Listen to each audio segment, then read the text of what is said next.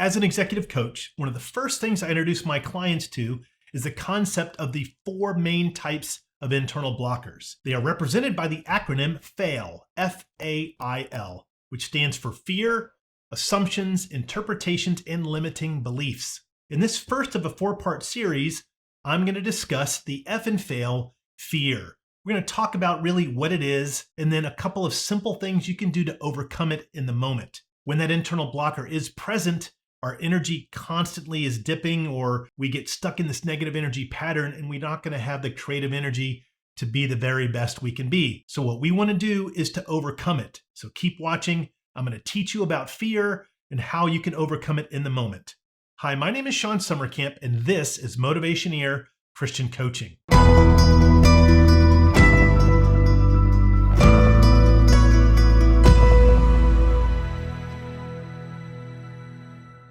Don't forget to like and subscribe to this channel. Please hit the bell icon so you can be reminded every time I post a new video, which I do 2 times per week. Please also consider becoming a member at Motivationeer.com. Your membership really supports this channel. Thank you.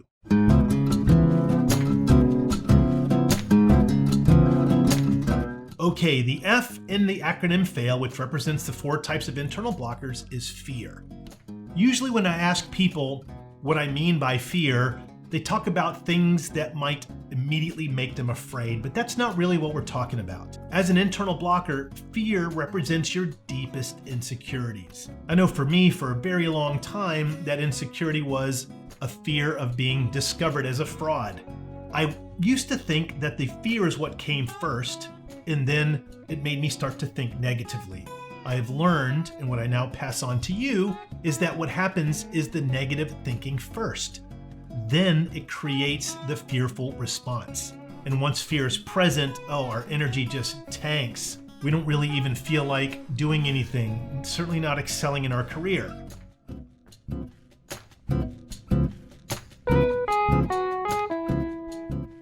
So when we think about our deepest insecurities, it's going to take that very first important step of asking yourself, what am I telling myself right now that's making me feel afraid? And I do recommend, as you've seen in some other videos, that you go dark and deep right away. Like I said, for me, it had been for a very long period of time this idea that they're about to discover me to be a fraud. Maybe for you, it's the fear of dying poor. I know for some of my clients, this is a real thing. So they tell themselves when something gets bumpy in the road at work, I'm going to get fired. I'm going to end up being unemployed for years. And this fear starts to become real and strong.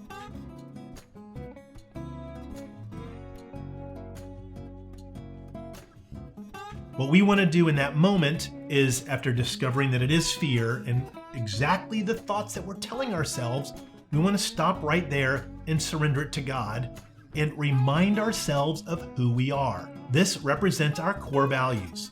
If you've never done a core values assessment, I'm going to leave a link below for you to access one. It only takes about 5 to 8 minutes to do. And when you're done, you're going to have the 5 core values that make up who you really are.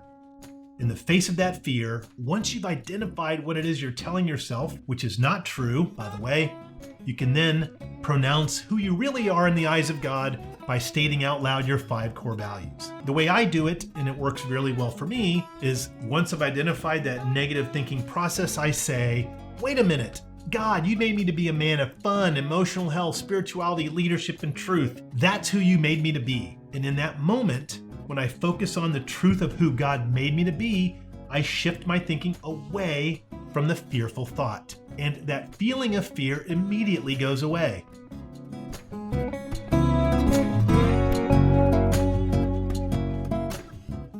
Then, in order to keep myself from slipping back into that fear, I focus on the second power question, as I call it. Based on my 5 core values, what's a better thing to tell myself about this situation? So we are then going to, in that moment, use one or more of our 5 core values and reframe the situation. We're not going to look at it any longer from this deep level of insecurity that resides in us, which will always be there. It's something we're always going to have to overcome. But instead, we're going to focus on who God made us to be. For me, fun, emotional health, spirituality, leadership, and truth, I would reframe a situation if, let's say, something happened at work where I started telling myself, oh, they're going to discover that I'm a fraud. I can say, wait a minute, God, you made me to be, and then state my 5 core values. And then the better thing I can tell myself might be something like, wait a minute, God, you made me to be a leader. Yes, even leaders make mistakes, but I can behave like a leader to change the outcome of the situation, even if I did make a mistake. It's not a chronic flaw that I have that's going to lead to me being found out to be a fraud. I'm not. You made me to be a leader, God, and that's what I'm going to be.